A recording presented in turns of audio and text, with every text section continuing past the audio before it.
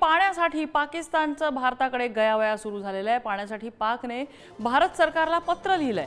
पाकने जलशक्ती मंत्रालयाला पत्र लिहिलंय। सिंधू करार स्थगितीच्या निर्णयाचा पुनर्विचार करण्याची मागणी या पत्रातून पाकने केली आहे। भारताने पाणी रोखल्यामुळे पाकिस्तानमधली शेती संकटात सापडली आहे। भारताने बागलिहार आणि सलाल धरणातून पाणी रोखून धरलेलं आहे।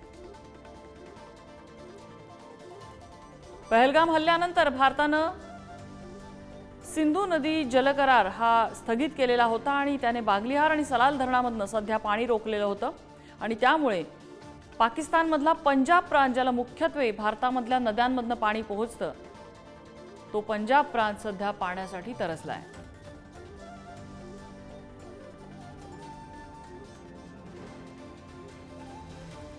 पाणी रोखलं तर रक्ताचे पाट वाहतील अशा शब्दात पाकिस्तानी नेत्यांनी वल्गना केलेल्या होत्या। मात्र आता भारत कुठल्याच त्यांच्या पोकळ धमक्यांना नमला नसल्यामुळे पाकिस्तान इथंही गुडघ्यावर आलाय।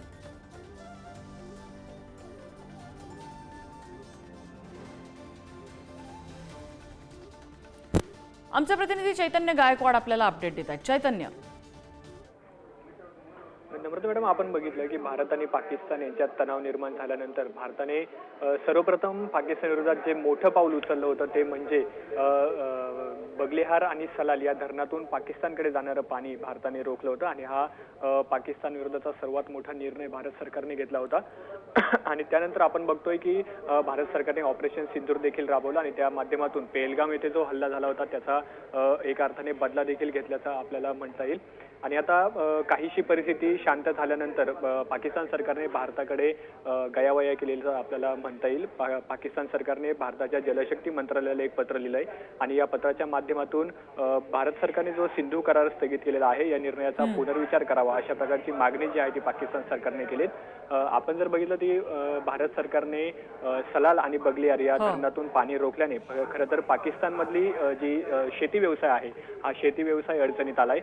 पाकिस्तानमध्ये जो खरीप हंगाम सुरू आहे या खरीप हंगामातील जे या पाण्यावर अवलंबून असणारी जे संपूर्ण पिकं आहेत हे पिकं देखील अडचणीत आले। त्यामुळे अधिक नुकसान होऊ नये यासाठी पाकने आता भारताकडे गयावया करण्यास सुरुवात केली। भारत सरकारला एक पत्र लिहून हे पाणी पुन्हा एकदा सुरू करावं अशा प्रकारची विनंती जी आहे ती भारत सरकारकडे केली। मॅडम, कशा पद्धतीनं या संदर्भात चर्चा होते का, ती पुढे जाते का हे बघावं लागेल। चैतन्य, धन्यवाद माहितीबद्दल।